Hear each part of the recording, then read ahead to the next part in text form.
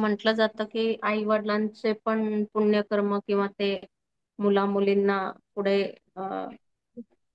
हे होतात. तर तशा म्हणजे एक्झॅक्टली तसं नाही म्हटलं तरी पण आता थोडस त्याचा मिनिंग की आपला जन्म ज्या कुळात होतो त्याचं काय जे काय कारण असतं ते थोड्या पद्धतीने कळालं बेसिकली. खरं ते शास्त्रामध्ये मी तरी असं कुठे काय वाचलं नाही की आई वडिलांच्या पुण्याईमुळे मला सगळे फायदा होतोय वगैरे म्हणून. ते पॉसिबल असेलही, पण नाही, पुण्यकर्माचं नाही, पण आपला जन्म या घराण्यात झालाय तर त्यांनी पण आपल्याला थोड्या पद्धतीने या मार्गावर आणायचा, म्हणजे त्यांच्यामुळेच आपण या मार्गावर आलो असं म्हणूच शकतो, राईट आपण. प्रत्येकाची सिच्युएशन वेगळी वेगळी असते. काही आई वडील एवढे आध्यात्मिक दृष्ट्या प्रगत नसतात, पण त्यांची मुलं भरपूर प्रगत होतात. आणि उलट सुद्धा होतं, मुलांना बाकीची संगत जी असते त्याच्यामुळे त्यांना ह्या गोष्टीमध्ये असं काही रस निर्माण होत नाही आणि त्यामुळे ते भरकटून जातात, आई वडील कितीही प्रगत असले तरी. असंही होऊ शकतं. पण प्रत्येकाची सिच्युएशन वेगळी वेगळी असते.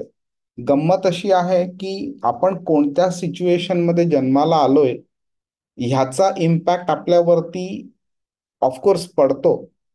पण आपण आपली जी फ्री विल आहे, जी डिटर्मिनेशन आहे, ते आपण डेफिनेटली आपल्या कंट्रोलमध्ये आहेत.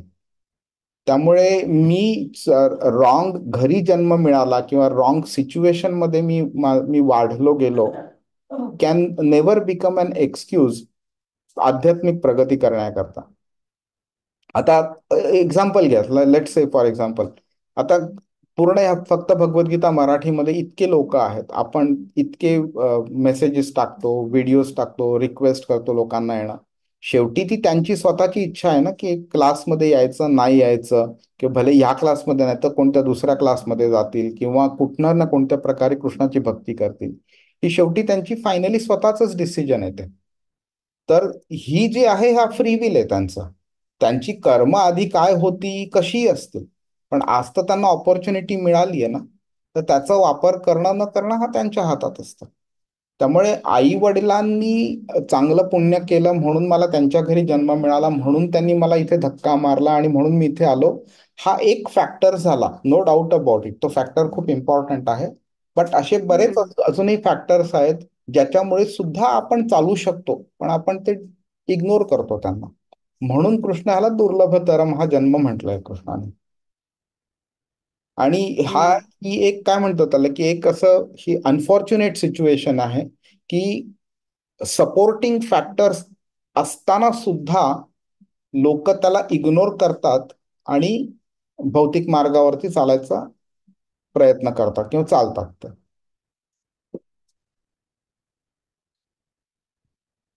नाही, हरे कारण त्यांना ते ज्ञानच नसतं ना प्रभूजी, असं पण म्हणून. ज्ञान नसतं तर का ज्ञान नसतं? कोणी त्यांना त्या सिच्युएशन मध्ये टाकलं की ज्यामुळे त्यांना ज्ञान मिळणार नाही?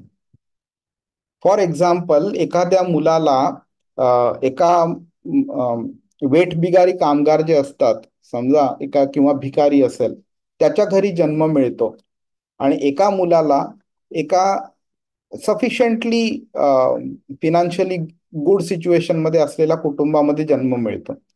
आता प्रोबॅबिलिटी की हा जो फिनान्शियली चांगल्या कुटुंबात जन्म मिळाला त्या मुलाची प्रोबॅबिलिटी चांगलं एज्युकेशन, मटेरियल एज्युकेशन मिळून चांगला बिझनेसमॅन बनेल किंवा चांगला डॉक्टर किंवा इंजिनियर किंवा कोणतरी असं चांगला बनेल, ह्याची प्रोबॅबिलिटी जास्ती आहे. भिकारीचा मुलगा जर असेल तर त्याच्याकडे तो पैसा नाहीये जो एज्युकेशन मिळवण्याकरता लागतो तो. त्यामुळे त्याची प्रोबॅबिलिटी कमी आहे. असं नाही की होऊच शकत नाही, प्रोबॅबिलिटी बोलतोय मी. तर ह्याचाच अर्थ काय की फॅक्टर्स जे आहेत ते आपल्या अगेन्स्ट असले तर प्रोबॅबिलिटी कमी होते. फॅक्टर्स आपल्या सपोर्टमध्ये असतात, प्रोबॅबिलिटी वाढते. आणि कृष्ण ती हीच सिच्युएशन इकडे क्रिएट करतोय आपल्याकरता. त्यामुळे एखाद्या व्यक्तीला जर ज्ञान नाही आहे तर त्याला ज्ञान नाही का आहे? कारण त्याला अशा सिच्युएशन मध्ये टाकलंय कृष्णाने की ज्यामुळे त्याला ज्ञान मिळणार नाही. आणि कृष्णाने त्याला असं सिच्युएशन मध्ये का टाकलं? तर त्याची पूर्वीची कर्म अशी होती की ज्यामुळे त्याचं ज्ञान अजूनही कमी कमी होत गेले आणि त्यामुळे अजून कमी व्हावं म्हणून कृष्णाने त्याला त्या सिच्युएशन मध्ये टाकलंय.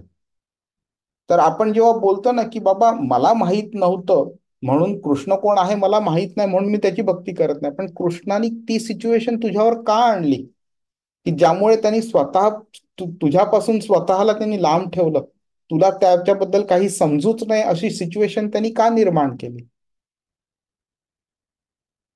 तर हा प्रश्न येतो त्याच्यात.